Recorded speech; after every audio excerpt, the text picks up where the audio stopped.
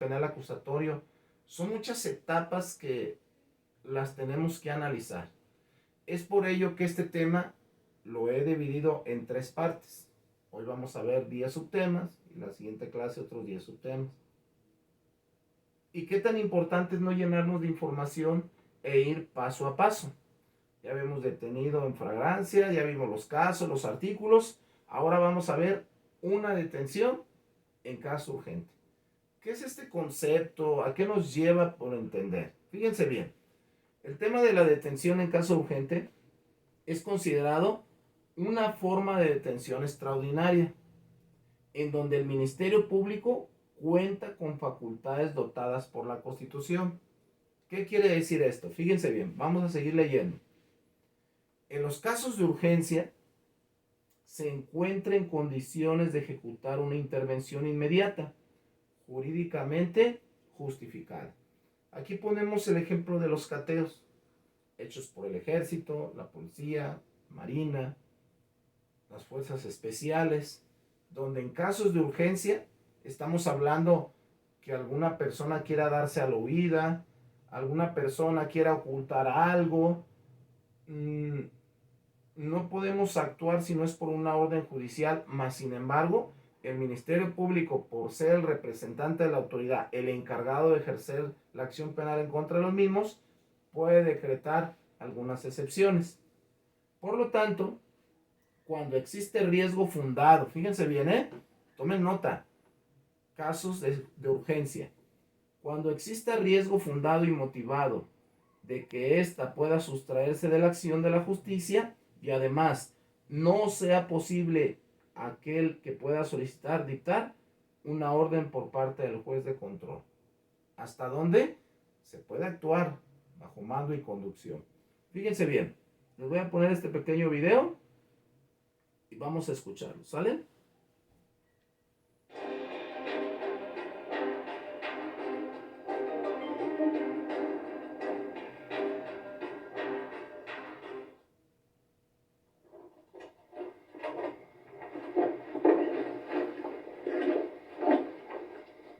Están sacando maletas, deja, voy a buscar a la licenciada. Sí, sabes que se me hace que se nos va a ir, comandante. Bueno, licenciada, habla el comandante de homicidios. ¿Qué pasó, comandante?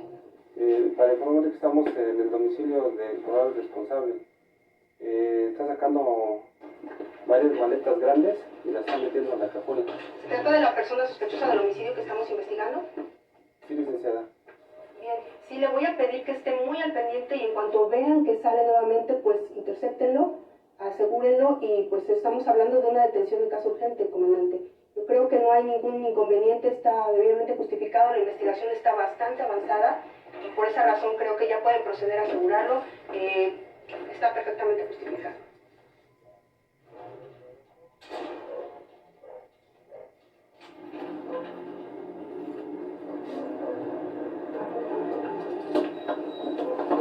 Coordinación de investigación. Tranquilo, tranquilo. Vas a quedar detenido por la probable participación en delito de homicidio en perjuicio de Antonio López. ¿Sabes de qué se trata?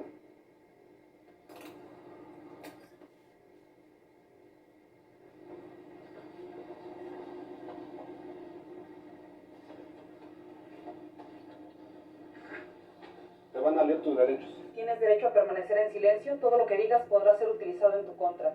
Tienes derecho a un abogado, si no posees uno, el Estado te lo proveerá. Tienes también derecho a informar de tu situación a la persona que tú desees. ¿Entendiste tus derechos? Sí. ¿Tienes alguna duda? No. Te vamos a trasladar con el Ministerio Público. Siéntate. Bien, si escucharon un poquito el audio, yo sé que de repente a lo mejor es muy complicado ver la imagen, pero escuchen las voces. En casos de urgencia, si se fijaron, están llevando una investigación por el delito de homicidio, lo tienen ubicado en una casa, los policías piden mando y conducción al Ministerio Público y le comentan al Ministerio Público, tenemos a la vista a la persona que es sospechosa por el homicidio de cierta persona, ¿sí? Y se corre el riesgo de que se pueda dar a la huida. Estamos hablando ahí casos urgentes, donde el Ministerio Público, si se fijaron y escucharon, tiene el monopolio de la acción penal. Puede ejercer acción penal. Acuérdense que la policía son los auxiliares del Ministerio Público y esto se convierte en parte de lo que estamos hablando, de la licitud de la prueba. Si existen y se dan estos momentos como tal, la detención es legal, ¿sí? Y sobre todo, si se fijaron, escucharon, hablaba de que se le van a leer sus derechos, le dijeron el motivo de la detención, se identificaron como tal y le manifestaron, usted será puesto a disposición del Ministerio Público. Bueno, continuamos, no dejen de tomar nota. Siguiente subtema, técnicas de investigación utilizadas por la policía. Fíjense que hoy por hoy me queda bien claro y sobre todo me da gusto que ustedes como estudiantes, muchos que son servidores públicos, pues sepan en qué estamos parados. Sepan que nuestro sistema jurídico mexicano nos da las herramientas para hacer nuestro trabajo. Aquí lo importante es saber aplicar las leyes en favor de nosotros y sobre todo en favor de las víctimas, que es lo que buscamos proteger. Bueno, en este subtema, fíjense que me voy al Código Nacional de Procedimientos Penales que nos habla acerca del artículo 268, que se refiere a la inspección a personas. Fíjense bien, es importante analizarlo. En este artículo 268, que a la letra dice, en la investigación de los delitos, la policía podrá realizar la inspección sobre una persona y sus posesiones en caso de flagrancia. Fíjense bien eso, los voy a terminar de leer todo y les explico. Cuando existan indicios de que oculta entre sus ropas o que lleva adheridos a su cuerpo instrumentos, objetos o productos relacionados con el hecho considerado como delito que se investiga. ¿Qué decíamos hace un momento? El Ministerio Público y los policías coadyuvarán en materia de investigación. Entonces, ¿podemos hacer investigación todos los que tengamos nombramiento de policía? Claro que sí. Acuérdense que como auxiliares del Ministerio Público, nosotros estamos dotados de investidura para investigar criminalística, policía investigadora, intervención en crisis, el CEMEFO, movilidad en los hechos de tránsito. Bien, continuamos. Dice este artículo, la revisión consistirá en una exploración externa de la persona y sus posesiones. Estamos hablando de todo lo que lleva adherido, mochila, bolsa, no sé. Cualquier inspección que implique una exposición de partes íntimas del cuerpo requerirá autorización judicial. Estamos hablando en algún abuso sexual, en alguna violación. ¿De quién vamos a requerir autorización? Del Ministerio Público. Bien, continuamos. Antes de cualquier inspección, la policía deberá de informar a la persona del motivo de dicha revisión, respetando en todo momento su dignidad. Si se acuerdan en el video que acabamos de ver de caso urgente, le manifestaron, usted está detenido por el supuesto homicidio en contra de la persona. Estamos hablando que le está diciendo el motivo, porque es increíble que hay gente que yo detengo, me los llevo a Fiscalía Calle 14 y luego estando allá dicen, es que no me dijeron el motivo de mi detención. Es increíble que la gente muchas veces acomode situaciones a su modo, pero bueno, existe la evidencia. Bien, en relación a si la policía investiga en este tema de la licitud de la prueba, hay otra parte donde ustedes entran como personal de criminalística y es en los peritajes. En el artículo 272 del Código Nacional de Procedimientos Penales, a la letra dice, durante la investigación, el Ministerio Público o la policía con conocimiento de este, o sea, peritos, podrá disponer la práctica de los peritajes que sean necesarios para la investigación del hecho.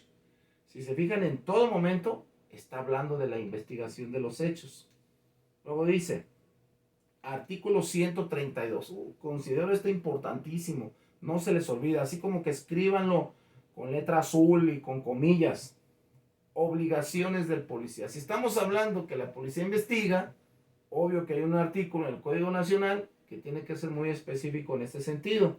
Y dice, fracción número 8, personal de criminalística, preservar el lugar de los hechos o del hallazgo y en general realizar todos los actos necesarios para garantizar la integridad de los indicios, como lo es el acordonamiento, la fijación, el levantamiento, la fotografía, todos esos elementos que el personal de criminalística en la escena del crimen tendrá que realizar, y a todo esto le llamamos investigación. También algo muy importante, que de hecho lo llegué a comentar con algunos de ustedes en otras clases, es en relación a los testigos. Esa parte tan importante, porque recuerden, cuando hablábamos en el tema pasado del interrogatorio a testigos, hablábamos la importancia de realizar entrevistas. En la fracción número 10 del artículo 132 dice, entrevistar a las personas que pudieran aportar algún dato o elemento para la investigación. ¿Sí? Todo esto, muchachos, forma parte de una investigación en relación a las pruebas de la licitud. En este caso, en el tema que estamos hablando. Entonces, si se fijan, desde la clase de la semana pasada, todo va en proceso y todo tiene ese mecanismo que en el sistema penal acusatorio es necesario que vayamos parte por parte. Bien, continuamos. Después de todo este embrollo, viene, anoten por favor el siguiente subtema, la audiencia de imputación. Fíjense bien, ya estamos dentro de los juicios orales.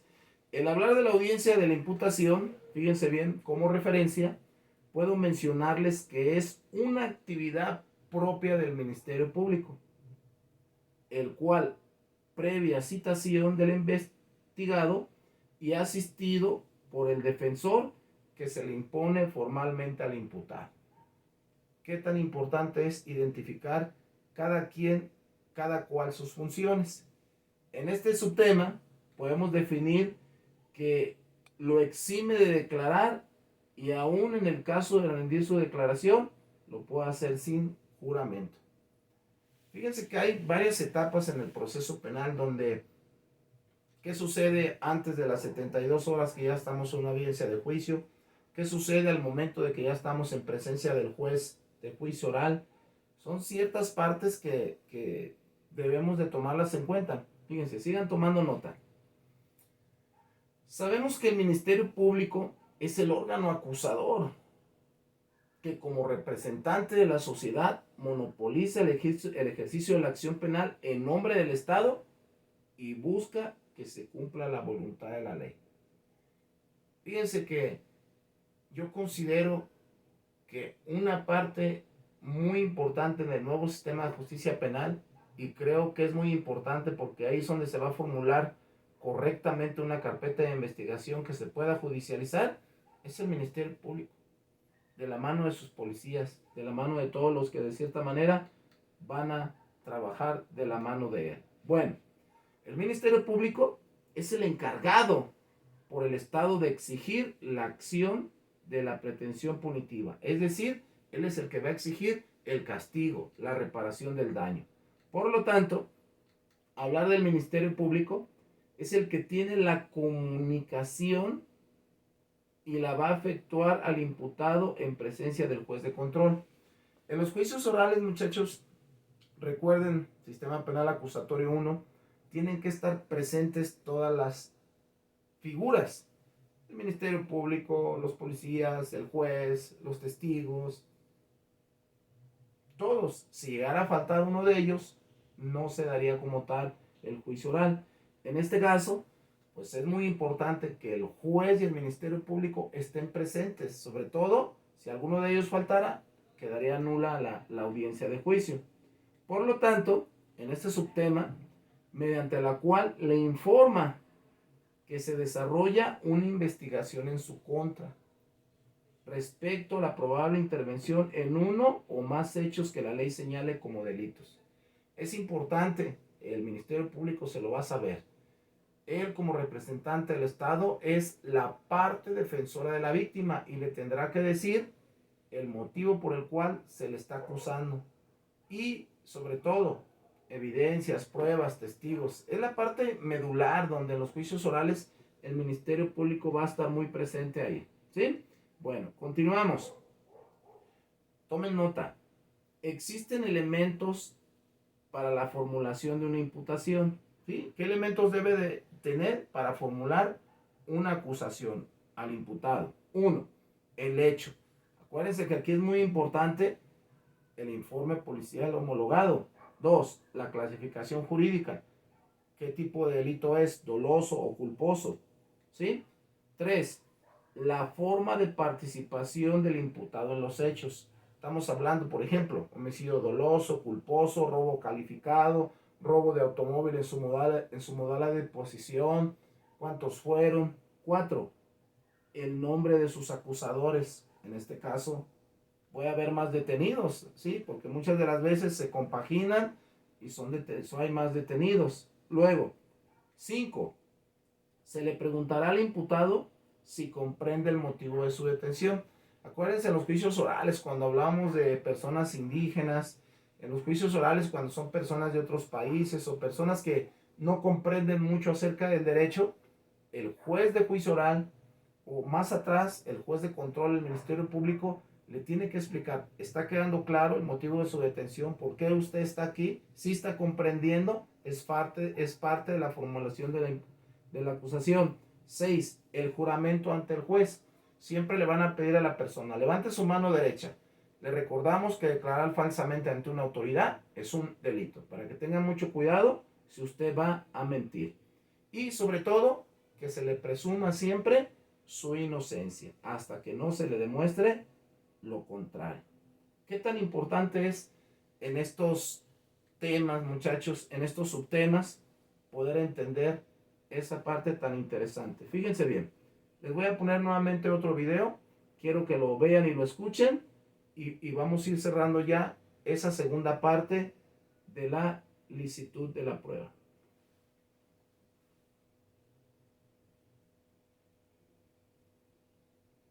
Una vez que el juez ha calificado legal la detención del imputado, debe el Ministerio Público proceder a formular la imputación. En el caso en el que haya comparecido en virtud de una cita, una vez identificadas las partes, verificado que conoce sus derechos, deberá procederse en ese momento a formularse la imputación. Lo mismo sucede cuando se ha ejecutado un orden de aprehensión en su contra.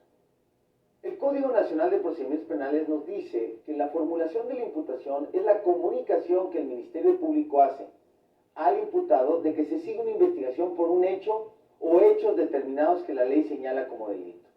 Nos dice también el Código Nacional que los elementos de la formulación de la imputación son el hecho, su clasificación jurídica, la forma de participación que le atribuye haber tenido al imputado en dichos hechos y que deberá informarle sobre el nombre de sus acusadores, es decir, el nombre de las personas que hasta ese momento han depuesto en su contra en la investigación. El Código Nacional establece la posibilidad de que el defensor solicite aclaraciones o precisiones a esa imputación del Ministerio Público. Si el juez las considera pertinentes, le pedirá al Ministerio Público que realice las precisiones o aclaraciones solicitadas por la defensa. Hechas estas aclaraciones o precisiones en su caso, se le preguntará al imputado si ha entendido esa imputación.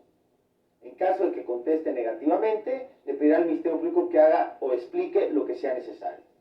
Posteriormente se le informará al imputado que tiene derecho a declarar y a contestar el cargo, es decir, la imputación. Se le informará también que tiene derecho a guardar silencio y que en caso de que decida declarar, todo lo que diga puede ser usado en su contra. Si fuera el caso que el imputado decide rendir su declaración en la audiencia inicial, el Código Nacional nos establece que deben seguirse las reglas para el desahogo de pruebas en la audiencia de juicio oral, específicamente las que regulan la declaración del acusado en esta audiencia. Es decir, el acusado podrá declarar espontáneamente o a preguntas de su defensor. Se seguirán las mismas reglas en cuanto al interrogatorio y el contrainterrogatorio y aplicarán desde luego las reglas relativas a las objeciones. Veamos ahora un ejemplo tanto de la formulación de la imputación del Ministerio Público como, en su caso, de este cuestionamiento que se le hace al imputado sobre si desea declarar. Bien, si se fijaron, qué tan importante es seguir paso a paso y la intervención del Ministerio Público, que es importantísima, muchachos. Bueno, vamos a parar aquí la segunda parte de la licitación de la prueba. Miren, si ustedes observan, aquí tengo 5 preguntas. Esa va a ser la actividad que la voy a subir para la clase del día de hoy. Son 5 preguntas relacionadas al tema. La primera, ¿qué diferencia hay entre una denuncia y una querella? 2, ¿cuáles son los derechos del imputado? 3, ¿qué es un acto de investigación? 4, ¿cuáles son los supuestos de flagrancia? Y 5, ¿qué es la detención en flagrancia? Recuerden, esta actividad, ¿sí?, junto con la tarea, me la tienen que entregar a más tardar el próximo domingo a las 11:59 de la noche, ¿sí? Tenemos suficiente tiempo, una semana completita para hacer la tarea y la actividad, ¿sí? Bueno, ¿cuál va a ser la tarea para la siguiente semana? Fíjense bien, la tarea para la siguiente semana va a ser la formulación de la imputación por parte del Ministerio Público. Fíjense, si pusieron atención en el video, ahí viene lo que es la formulación de la imputación por parte del Ministerio Público. Hay que describirla, hay que buscar otro autor, Miguel Carbonell, Luis Rodríguez Manzanera, Hilda Marchori, Carla Prat, nos habla precisamente de cómo se formula la imputación por parte del Ministerio Público. Recuerden, una cuartilla, letra y al 12, sin imágenes y la conclusión personal. Muchachos, pues para mí, para su servidor, qué interesante pues es conocer todas estas etapas donde el Ministerio Público, los peritos, los policías, el juez de control, el juez de juicio oral, formularán su veredicto y se hará justicia a la víctima y se castigará al imputado si resulta culpable. Es un gusto trabajar con ustedes. Muchas gracias por su atención y nos vemos la próxima semana. Cuídense mucho, nos vemos en clases y sobre todo, no dejen de mandarme todas sus dudas y sus comentarios. Que tengan un excelente inicio de semana. Hasta pronto, jóvenes.